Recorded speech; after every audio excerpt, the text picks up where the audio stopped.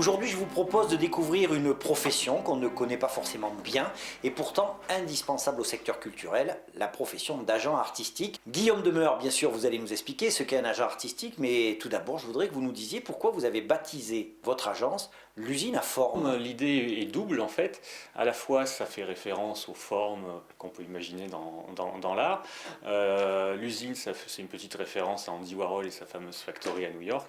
Et l'usine à forme, c'est une histoire plus personnelle puisque ça renvoie au bâtiment que j'habite à Limoges, qui est l'ancien bâtiment administratif d'une usine à forme de chaussures, qui sont ces éléments en bois qu'on glissait auparavant dans les chaussures. Guillaume Demeur, l'usine à forme, c'est d'abord une histoire de reconversion professionnelle parce que vous n'avez pas toujours été agent artistique. C'est ma seconde reconversion professionnelle même, puisque j'ai commencé ma carrière après l'université en tant qu'enseignant. Et après quelques années, j'ai quitté cette profession-là, puisque j'ai besoin de grand air, de plus rester enfermé dans une salle de cours, et me suis reconverti du côté de l'archéologie. Donc après ces quelques années en archéologie, j'ai décidé de me reconvertir, et après quelques mois de réflexion, de cogitation sur mes compétences, sur ce que j'avais envie de faire, du milieu dans lequel j'avais envie d'évoluer, et a surgi cette idée d'agent artistique, puisque je sentais, dans les personnes que je connais dans le milieu de l'art, et notamment de l'art contemporain, des arts plastiques, je précise, il y avait un besoin à ce niveau-là de service. Une agence artistique, c'est pas forcément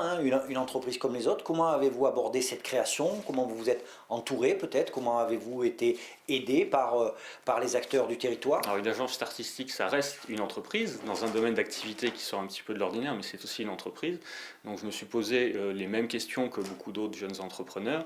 Quelle forme juridique j'allais donner à cette nouvelle activité, vers qui j'allais pouvoir me tourner pour trouver un soutien. Donc ça a été la CCI de Limoges, auprès de laquelle j'ai suivi une formation qui s'appelle 5 jours pour entreprendre, qui m'a conforté dans mes choix et mes orientations pour me lancer.